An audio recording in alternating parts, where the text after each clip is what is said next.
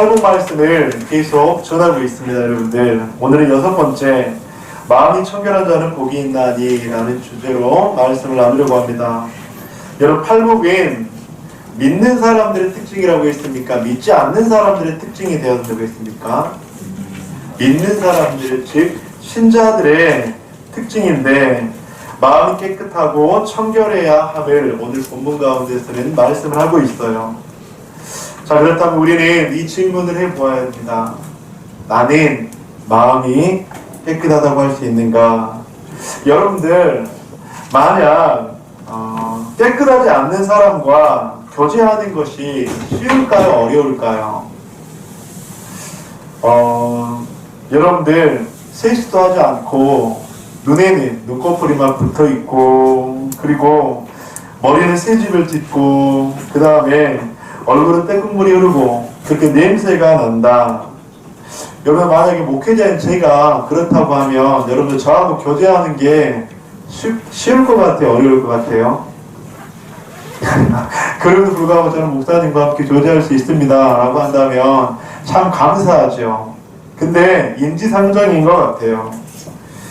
그런데 하나님과 가까이 하고 교제하기 위해서 그렇다면 필요한 것이 무엇일까? 오늘 팔복에서는 마음이 청결한 자에 대해서 말씀을 하고 있습니다. 하나님을 보고 만나고 교제하려면 마음이 깨끗해야 하나님을 볼 수 있다고 하는 것이죠. 사랑하는 성도님들, 하나님은 거룩하고 정결하신 것을 기뻐하십니다. 정결할 때 하나님과 교제하며 하나님을 보며 만날 수 있다고 하는 것이죠. 그런데 여러분, 여기서 하나님을 볼 수 있다고 하는 것은 팔복은 신자의 특징이라고 했잖아요. 왜냐하면 목사님, 그러면 예수 믿지 않는 사람들은 다 죄악 가운데 있는데 정결하지 못하는데 그 사람들은 그러면 하나님 만나지 못하나요? 이런 질문을 할 수 있으니까 좀 추가적으로 말씀을 드리는 거예요. 이 팔복은 믿지 않는 사람이 아니라, 믿지 않는 사람은 더럽고 죄로 하나님을 만날 수 있지만 믿는 신자들을 대상으로 하고 있기 때문에 신자들은 마음을 청결하게 할 때 하나님을 더 가까이 볼 수 있다고 하는 것입니다. 예수님을 믿는 사람들은 마음이 깨끗해야 하는데 이것이 바로 성도의 특징입니다. 그런데 마음이 깨끗하다고 하는 말씀을 이해하기 위해서는 우리가 구약의 말씀을 좀 봐야 돼요. 우리 시편 24편 3절에서 6절 함께 교독하겠습니다. 여호와의 산에 오를 자가 누구며 그의 거룩한 곳에 설 자가 누구인가?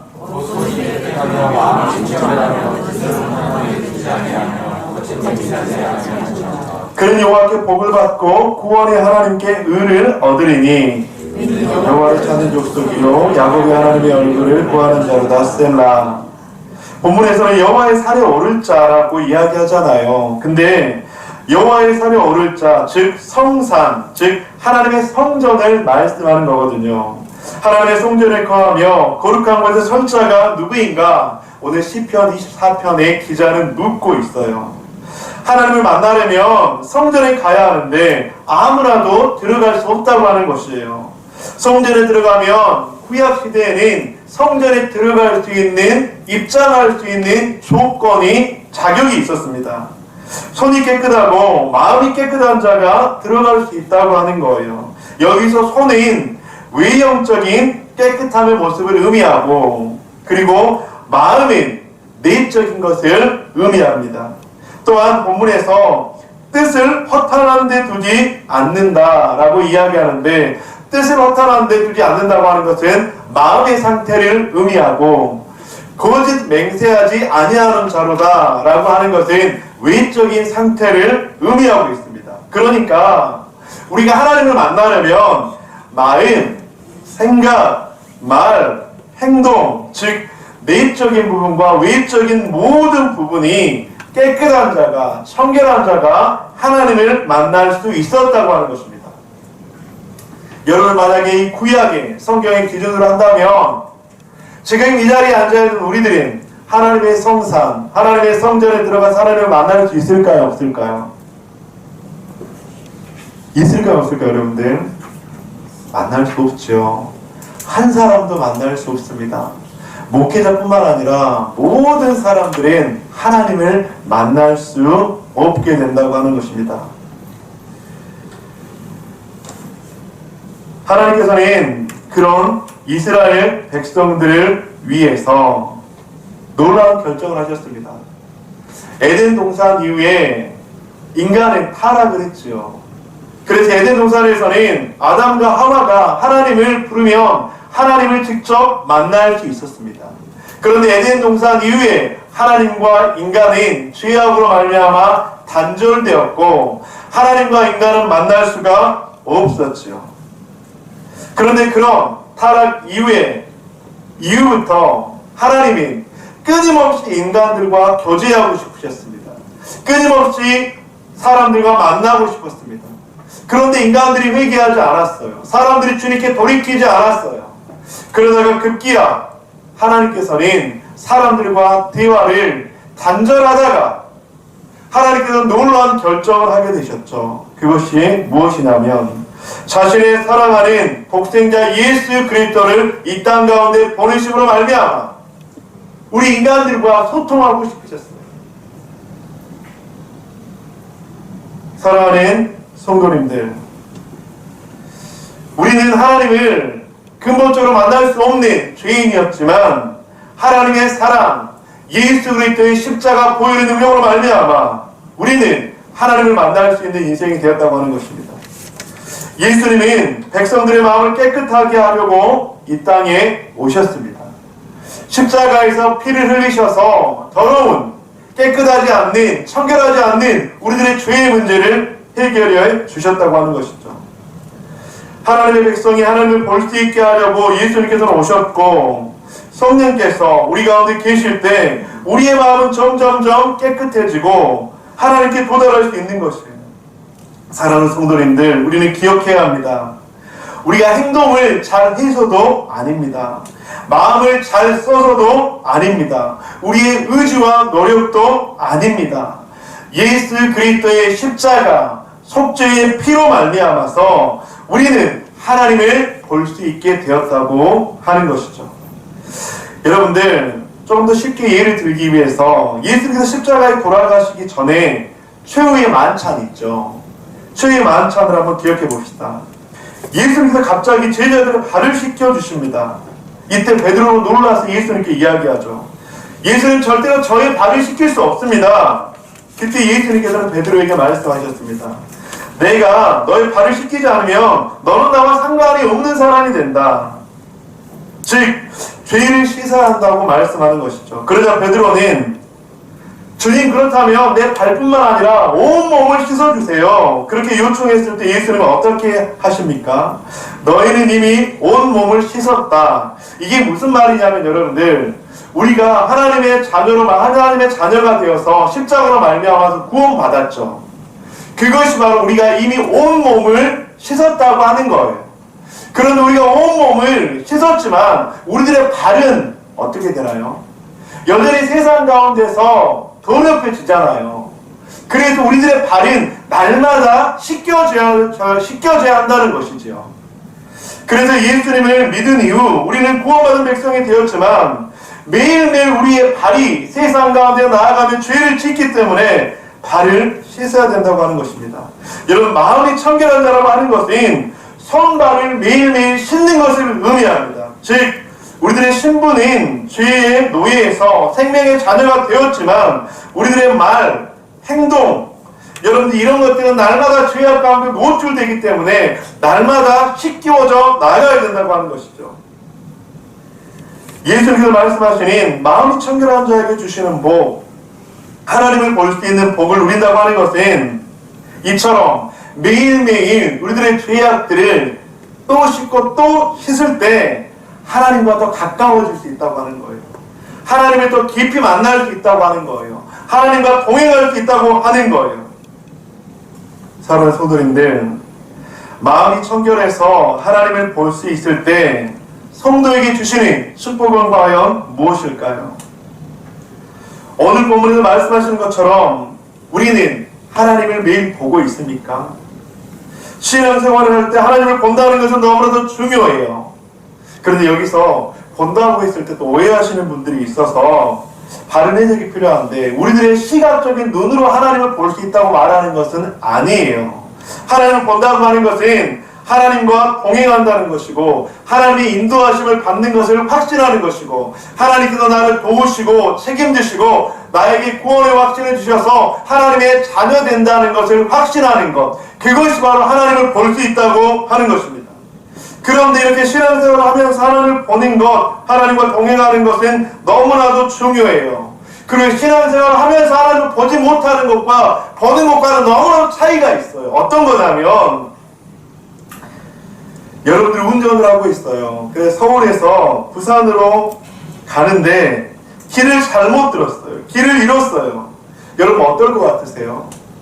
깜깜한 밤에 내가 서울에서 부산을 가고 있는데 갑자기 길을 잃었어요.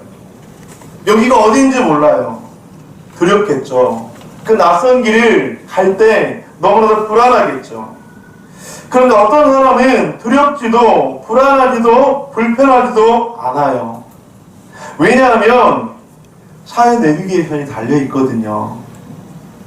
사랑하는 성도님들, 신앙생활을 하면서 하나님과 동행한다고 하는 것은 바로 이런 의미예요.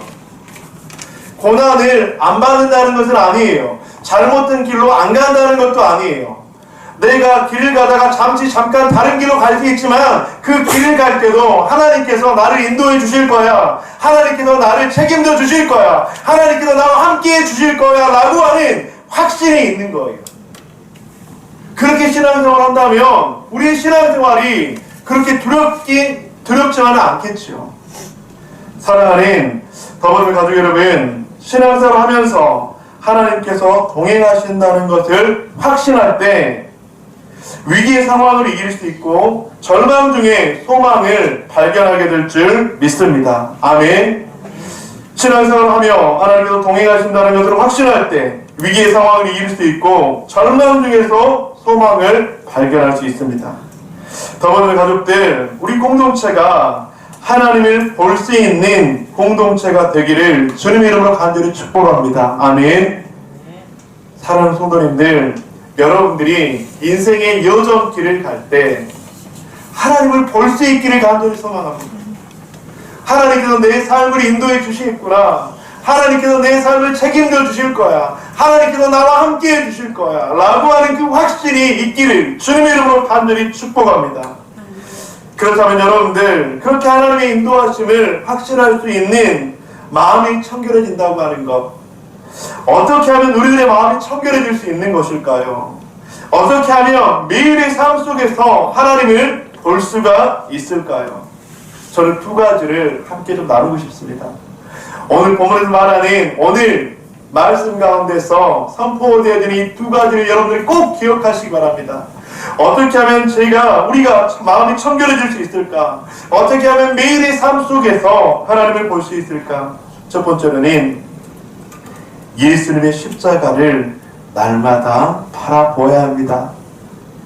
히브리서 12장 2절에서 3절 우리 함께 읽어보도록 하겠습니다. 시작!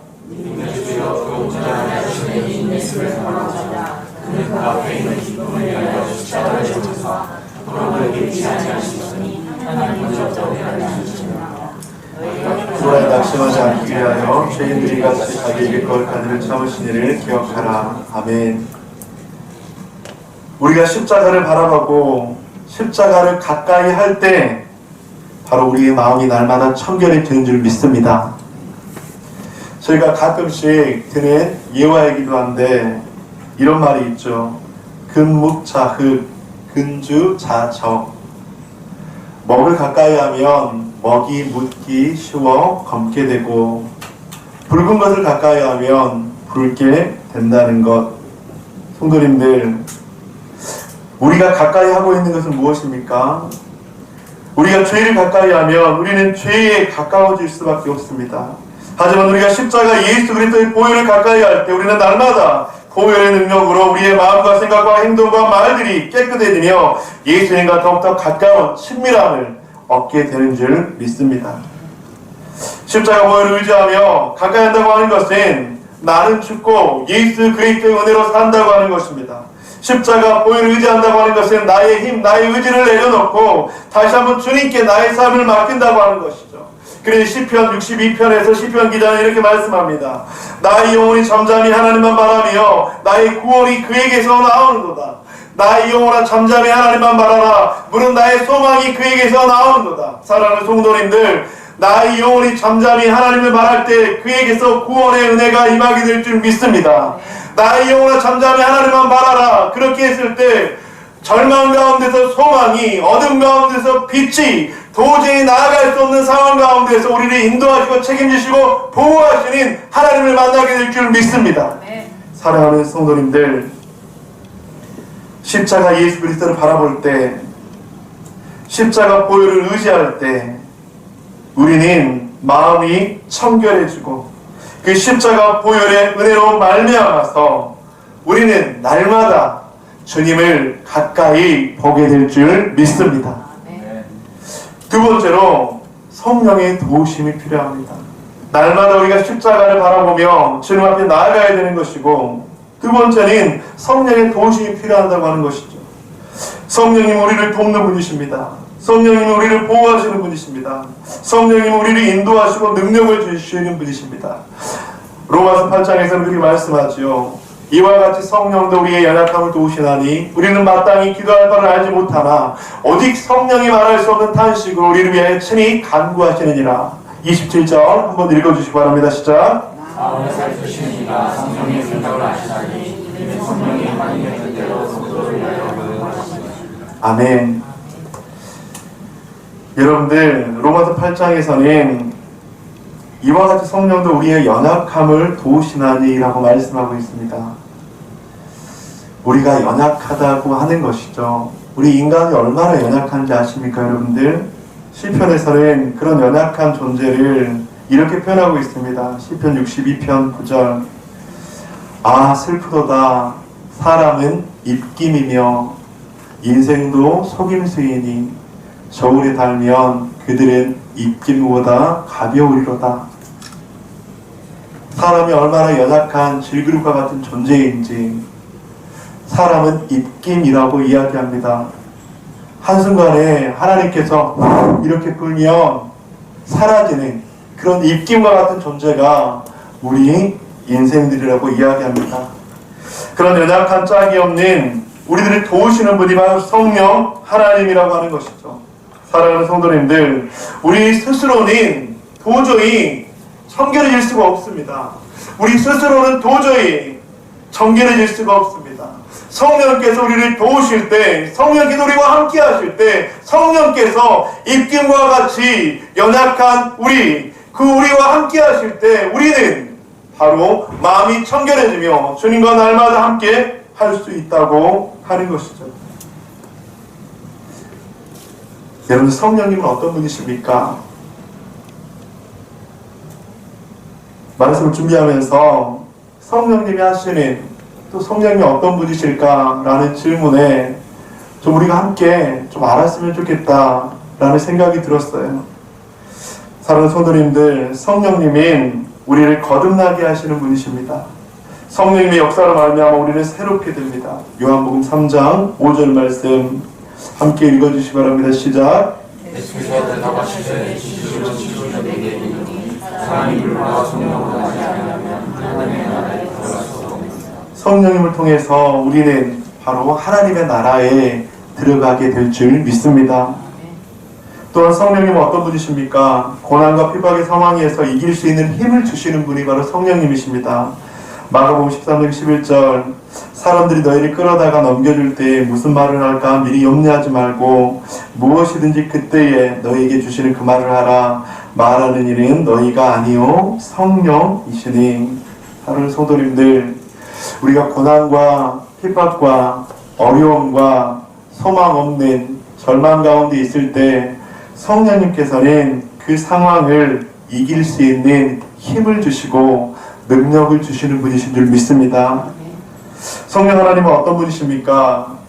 요한복음 14장 26절. 보혜사 곧 아버지께서 내 이름으로 보내실 성령, 그가 너희에게 모든 것을 가르치시고 내가 너희에게 말한 모든 것을 생각나게 하시리라. 성령께서 가르쳐 주시고 생각나게 하시는 보혜사, 즉 우리를 돕는 분이십니다. 우리를 도와주시는 분이 바로 성령 하나님이십니다. 또한 성령님은 어떤 분이십니까? 우리에게 능력을 주시고 증인의 삶을 살게 하시는 분이 성령님이십니다. 사도행전 1장 8절 함께 읽겠습니다. 시작. 오직 성령이 너희에게 임하시면 너희가 권능을 받고 예루살렘과 온 유대와 사마리아와 땅까지 이르러 내 증인이 되리라. 아멘. 사랑하는 더부둠의 가족 여러분, 성령님은요 우리들에게 능력을 주신 분이십니다. 혹시 예배드리는 성도님들 가운데서 하나님, 제가 믿지 않은 우리 가족 구원의 선물을 전하는 통로가 되었으면 좋겠습니다, 그렇게 기도하는 성도님들이 있습니까? 하나님, 제가 삶 속에서 하나님께 영광 돌리고 하나님을 드러내고 싶습니다. 하나님, 믿지 않는 그곳 가운데서 저희가 하나님의 이름을 당당하게 담대하게 전하고 싶습니다. 혹시 이런 성도님들 있습니까? 근데 그것은 인간의 노력으로는 안 돼요. 인간의 담대함으로는 할 수 없어요. 인간의 실력으로는 도저히 불가능해요. 어떻게 가능합니까? 오직 성령이 너희에게 임하시면 너희가 권능을 받고 예루살렘과 온 유대와 사마리아 땅끝까지 이르러 내 증인이 되리라. 즉 성령께서 우리 가운데 임하실 때, 성령께서 우리를 도우실 때, 성령께서 우리와 함께 하실 때 우리는 담대할 수 있습니다. 성령께서 함께 하실 때 우리는 증인이 될 수 있습니다. 성령께서 함께 하실 때 우리는 그 능력을 받게 됩니다. 사랑하는 더부둠의 가족 여러분, 성령님의 도우심을 구합시다. 성령님, 나를 도와주세요. 성령님, 나는 너무나도 연약한 질그릇과 같은 존재예요. 성령님, 저는 저 힘으로 마음이 청결해질 수 없어요. 나의 마음을 더럽히려고 하는 것들 뿌리칠 수도 없어요. 그곳 가운데 벗어날 수도 없어요. 성령님께서 깨닫게 하시고 가르치시고 생각할 말을 기억하게 하시고 나에게 담대함을 허락하여 주시옵소서. 그러면 성령님은 우리를 돕는 분이신 줄 믿습니다. 사랑하는 성도님들, 오늘 성경에서는 말씀을 해요. 마음이 청결한 자는 복이 있나니 하나님을 볼 것이며, 하나님을 보는 자는 복된 자들입니다. 하나님과 함께하며 동행하며 하나님의 은혜를 인도하심을 받는 자는 복된 성도님들입니다. 우리 성도님들이 하나님의 그 인도하심을 받는 성도님들 되시기를 주님의 이름으로 간절히 축복합니다. 하나님을 볼 수 있는 성도님들 되기를 간절히 소망합니다. 그렇게 하나님을 보기 위해서 날마다 예수 그리스도의 십자가를 바라보며 날마다 발을 씻는 것처럼 주님, 나의 연약한 죄악들을 날마다 십자가 앞에 내려놓고 회개합니다 라고 고백하는 것, 그리고 또 한 가지는 성령님 나를 도와주세요 라고 기도하는 것. 그렇게 할 때 하나님은 우리들에게 하나님을 볼 수 있는 놀라운 은혜를 주실 줄 믿습니다. 말씀을 마무리하도록 하겠습니다. 하나님은 거룩하고 정결한 것을 기뻐하세요. 왜냐하면 정결할 때 우리가 하나님과 교제하며 하나님을 만날 수 있기 때문이에요. 그래서 하나님은 그 일들을 위해서 메시아를 보내셔서 바로 청결의 길을 열어주셨습니다. 메시아 되신 예수 그리스도는 백성들의 마음을 깨끗하게 하려고 이 땅 가운데 오셨죠. 십자가에 피를 흘리셔서 우리의 죄의 문제를 해결해 주셨습니다. 마음이 청결해 하나님을 볼 수 있을 때 성도에게 주시는 축복이 무엇입니까? 여러분, 신앙생활 할 때 우리는 하나님과 동행한다는 것을 확신할 때 위기의 상황, 절망의 상황을 이겨낼 수 있습니다. 어떻게 하면 우리들의 마음이 점점 청결해질 수 있을까? 어떻게 하면 매일의 삶 속에서 하나님을 볼 수 있을까? 예수 그리스도의 십자가를 날마다 바라보아야 합니다. 성령님의 도우심을 주님 앞에 간절히 간구해야 합니다. 그럴 때 우리들의 마음은 점점 청결해져서 주님을 날마다 볼 수 있을 것이며, 그 날마다 주님을 봄을 통하여서 우리는 이 땅을 살아갈 때 힘있는, 능력 있는, 담대한 성도 한 사람 한 사람이 될 줄 믿습니다. 그렇게 이번 한 주 살아가시는 저와 여러분들 되시기를 주님의 이름으로 간절히 축원드립니다.